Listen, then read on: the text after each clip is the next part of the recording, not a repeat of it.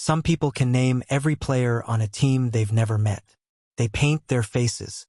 They scream at screens. They feel heartbreak over a game they didn't play. And then, there are people who feel absolutely nothing. Not hate, not rebellion, just nothing. For millions of people, sports are religion. But some people never develop that obsession. And psychology may explain why. Humans are tribal creatures. For thousands of years, we survived by forming groups. Us versus them. Our fire versus theirs. Our land versus theirs. And when the wars stopped, the tribalism didn't. It just moved. Modern sports are the last socially acceptable form of tribal warfare. Think about it. You wear the colors. You chant the songs. You defend your team against strangers on the internet, like your ancestors defended territory. Psychologists call this social identity theory, the idea that people define themselves through group membership. Your team wins? You win. Your team loses? You feel the pain. It's not rational. It's not supposed to be. It's tribal belonging, hardwired into the brainstem. But here's the thing. Not everyone feels that pull. Some people can sit in a stadium full of 50,000 screaming fans and just think about what they're going to eat later. It's not that they're broken.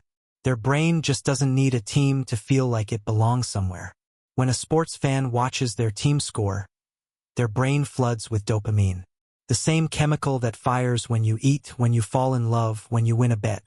It's a rush. A real, measurable, neurological rush. But some people watch that exact same moment and feel nothing. No rush. No excitement. No emotional investment. Not because they're broken, but because their brain's reward system is wired differently.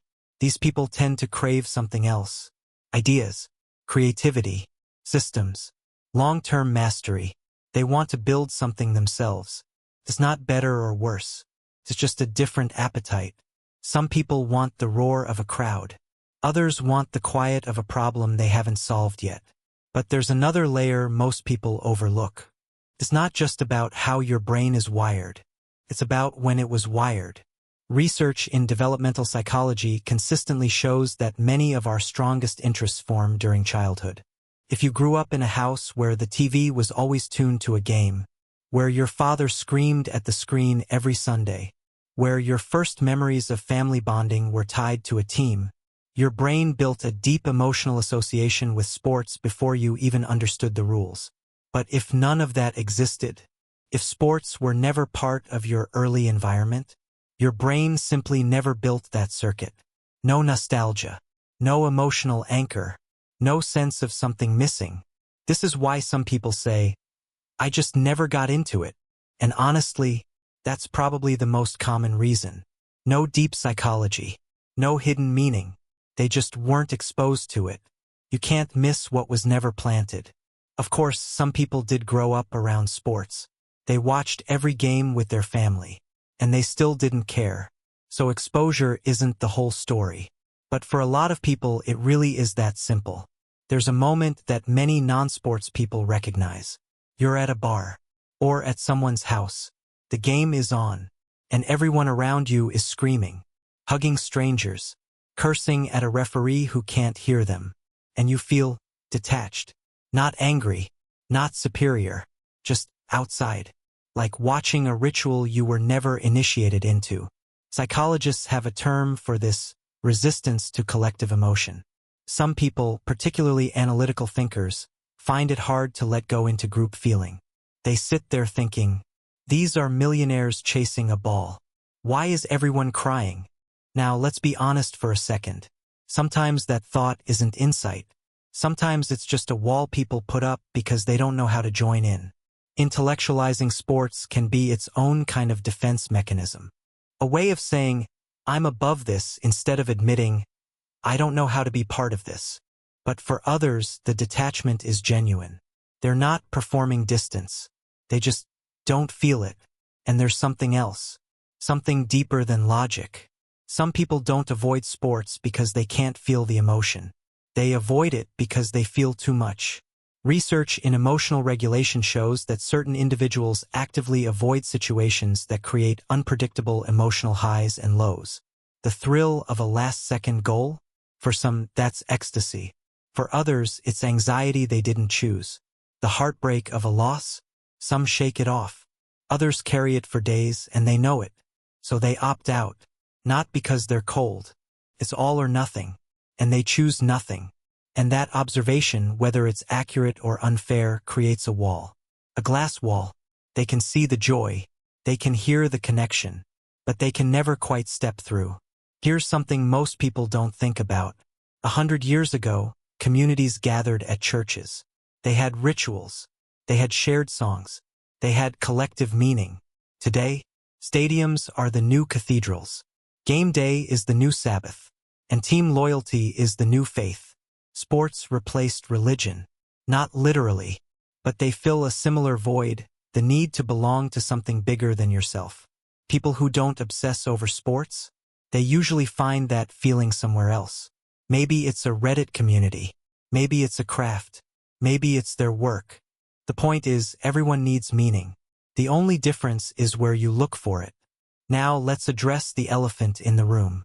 There's a narrative that floats around the internet. Usually said with a smirk. Usually by someone who thinks they're clever. People who don't watch sports are more intelligent. That's not what this is about. And frankly, that framing is lazy. There are brilliant neurosurgeons who schedule their operations around playoff games. There are Nobel laureates who cry when their team loses.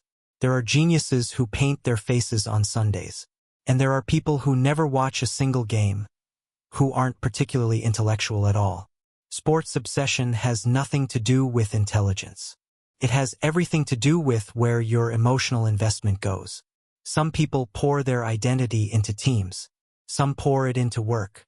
Some pour it into art. Psychology is not about superiority. It's about what your brain decides matters.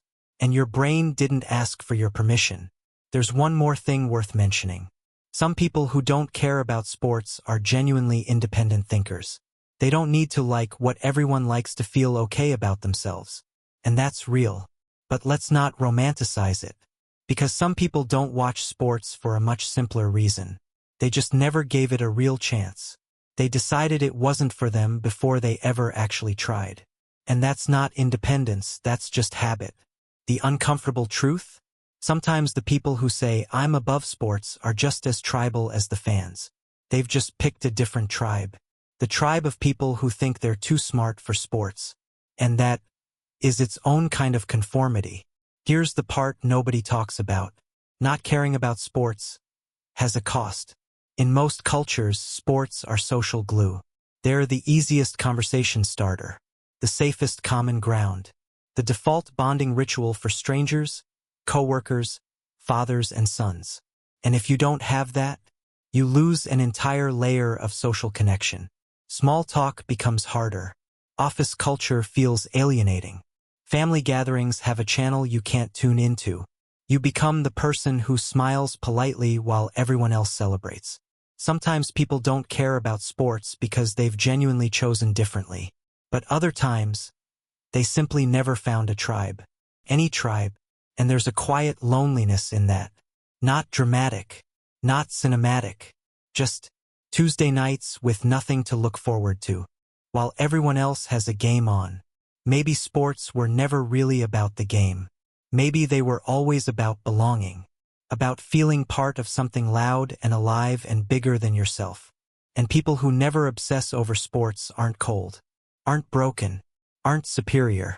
They may simply be searching for meaning somewhere else. The question is, have they found it?